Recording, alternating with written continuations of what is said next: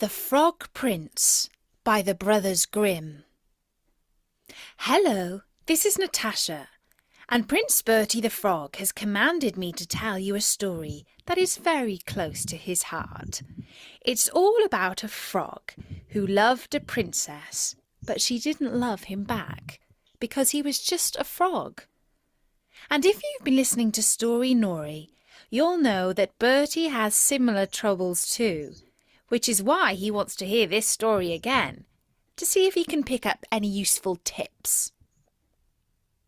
In olden times, when if you made a wish, it would always come true, there lived a king whose daughters were all beautiful, but the youngest was so beautiful that the sun itself, which has seen so much, was astonished whenever it shone in her face. Close by the king's castle lay a great dark forest, and under an old lime tree in the forest was a well.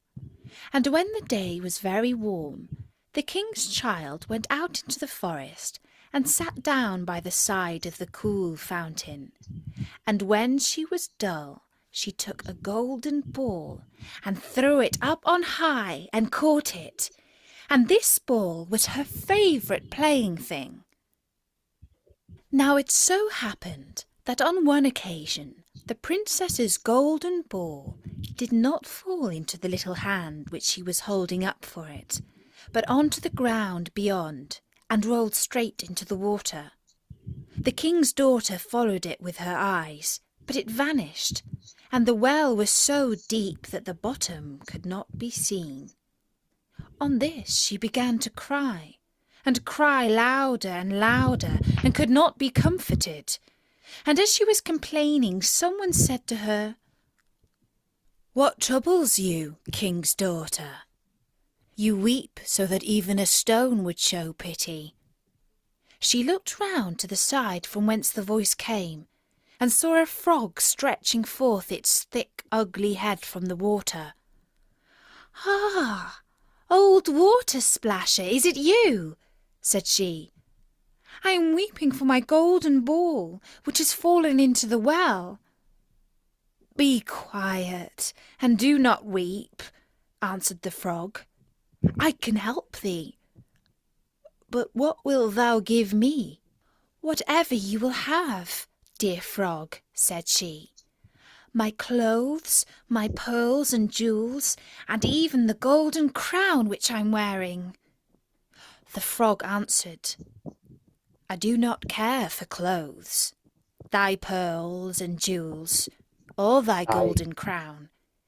But if you will love me, and let me be thy companion and playfellow, and sit by thee at thy little table, and eat off thy little golden plate, and drink out of thy little cup, and sleep in thy bed, if thou wilt promise me this, I will go down below, and bring thee thy golden ball up again." British. "Oh yes," said she, "I promise thee all you wish, if you will but bring my ball back again." She, however, thought, "How silly that frog does talk. He lives in the water with the other frogs and croaks, and can be no companion to any human being." But the frog, when he had received this promise, put his head into the water and sank down, and in a short while came swimming up again with the ball in his mouth, and threw it onto the grass. The king's daughter was delighted to see her pretty plaything once more, and picked it up and ran away with it. "Wait, wait," said the frog. "Take me with thee." But what did it avail him to scream his croak, croak after her as loudly as he could? She did not listen to it, but ran home and soon forgot the poor frog, who was forced to go back into his well once more. The next day, when she had seated herself at table with the king and all the courtiers, and was eating from her little golden plate, something came creeping splish, splash up the marble staircase, and when it had got to the top, it knocked at the door and cried, "Princess, youngest princess, open the door for me." She ran to see who was outside, but when she opened the door, there sat the frog in front of it. Then she slammed the door to in great haste, sat down to dinner again, and was quite frightened. "My child, what art thou so afraid of? Is there perchance a giant outside who wants to carry thee away?" "Ah, no," replied she. "It is no giant, but a disgusting frog." "What does a frog want with you?"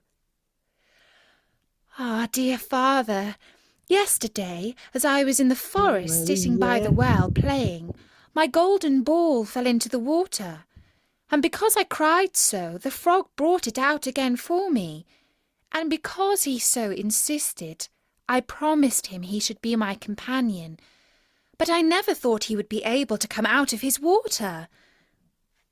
And now he is outside there, and wants to come into me." In the meantime, it knocked a second time and cried, "Princess, youngest princess, open the door for me. Dost thou not know what thou said to me yesterday by the cool waters of the fountain? Princess, youngest princess, open the door for me." Then said the king, "That which you have promised you must do. Go and let him in." She went and opened the door, and the frog hopped in and followed her, step by step, to her chair. There he sat and cried, "Lift me up beside you." She delayed, until at last the king commanded her to do it. When the frog was once on the chair, he wanted to be on the table, and when he was on the table, he said, "Now push your little golden plate nearer to me, that we may eat together." She did this, but it was easy to see that she did not do it willingly. The frog enjoyed what he ate, but almost every mouthful she took choked her. At length he said, "I have eaten and am satisfied. Now I am tired.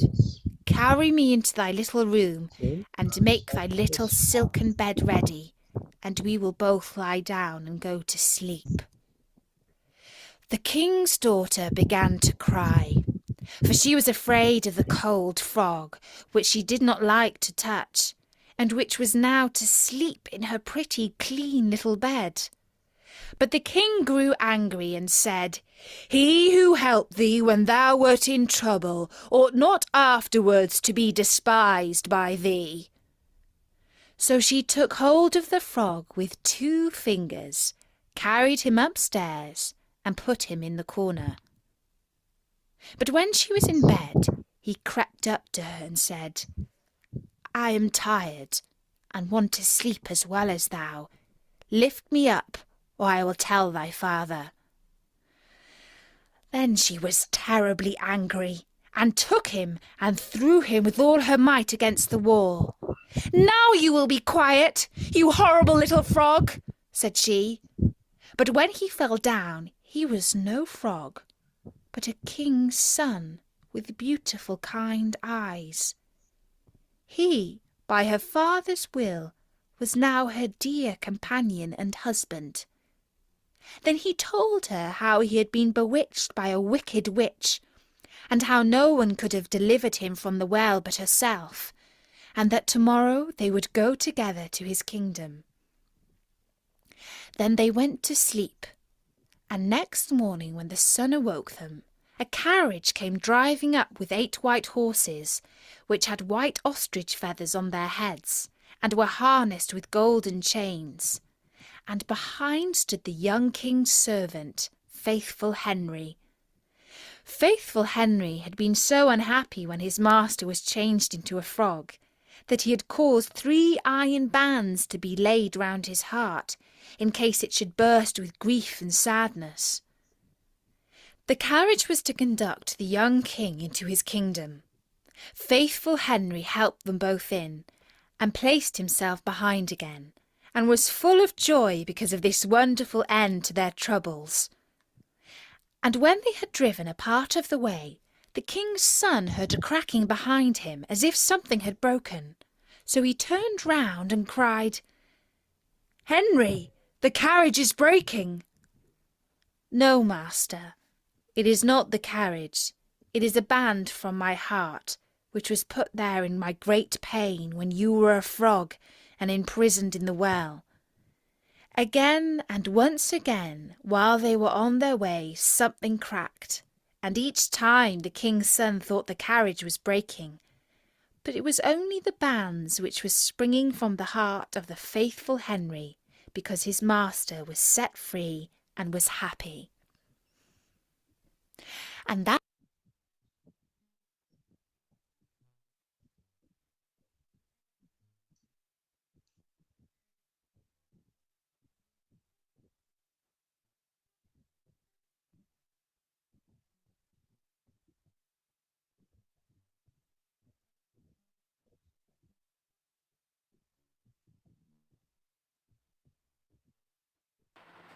One.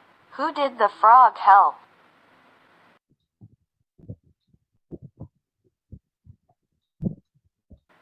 2. Where did the princess's golden ball fall?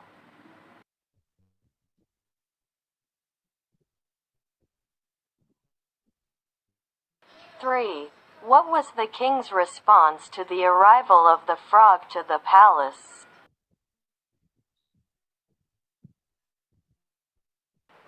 4. Why did the frog want to help the princess?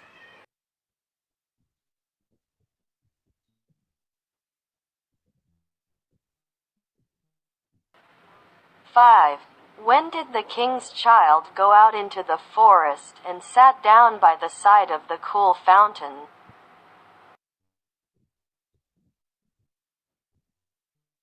6. But the youngest was so beautiful that the sun itself, which has seen so much, was blah blah blah whenever it shone in her face. 7. The king's child went out into the forest and sat down by the side of the cool blah blah blah. Cool fountain. 8. You blah blah blah so that even a stone would show pity.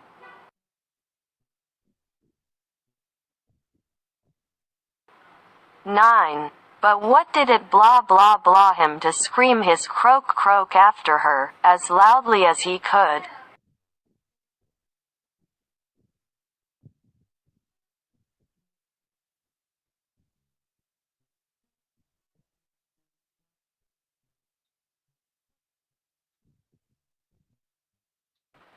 10. Then she blah blah blah the door to, in great haste, sat down to 11.